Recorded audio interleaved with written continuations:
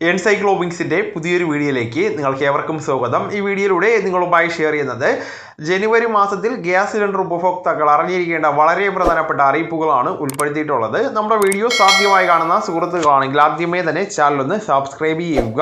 അപ്പോൾ നമുക്ക് വിശദാംശങ്ങളിൽ കിടക്കാം.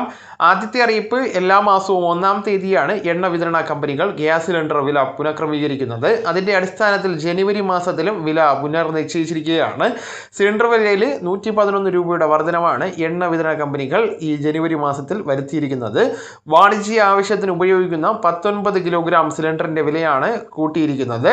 ഇതോടുകൂടി കൊച്ചിയിൽ 1698 രൂപയാണ് വാണിജ്യ സിലിണ്ടറിന്റെ വില വരുന്നത്. കോഴിക്കോട് 1719, തിരുവനന്തപുരത്ത് 1730 രൂപയുമാണ് വില വരുന്നത്. രാജ്യാന്തര വിപണിയിൽ എണ്ണ വില താരതമ്യേന കുറഞ്ഞു നിൽക്കുമ്പോഴാണ് വില വർദ്ധിപ്പിച്ചത്. എന്നാൽ ഗാർഹിക സിലിണ്ടറിന്റെ വിലയിൽ മാറ്റം വരുത്തിയിട്ടില്ല.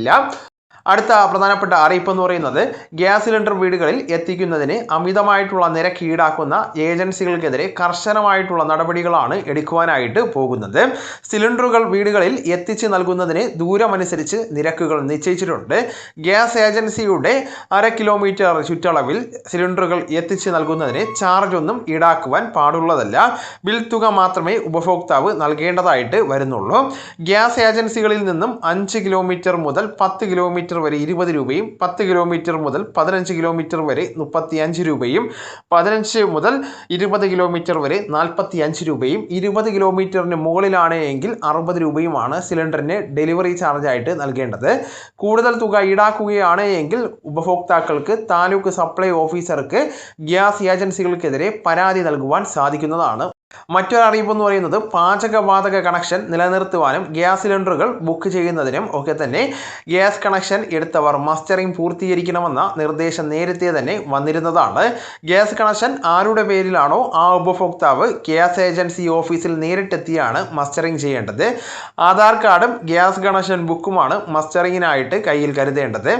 വിരലടയാളം പതിക്കുവാനും കണ്ണിൻ്റെ കൃഷ്ണമണി സ്കാൻ ചെയ്യുവാനുമുള്ള ബയോമെട്രിക് ഉപകരണങ്ങൾ ഗ്യാസ് ഏജൻസികൾ സജ്ജമാക്കിയിട്ടുണ്ട്. Indian Bharat gas, HB gas എന്നീ പൊതുമേഖലാ കമ്പനികളുടെ ഉപഭോക്താക്കളെല്ലാം മസ്റ്ററിംഗ് ചെയ്യണം.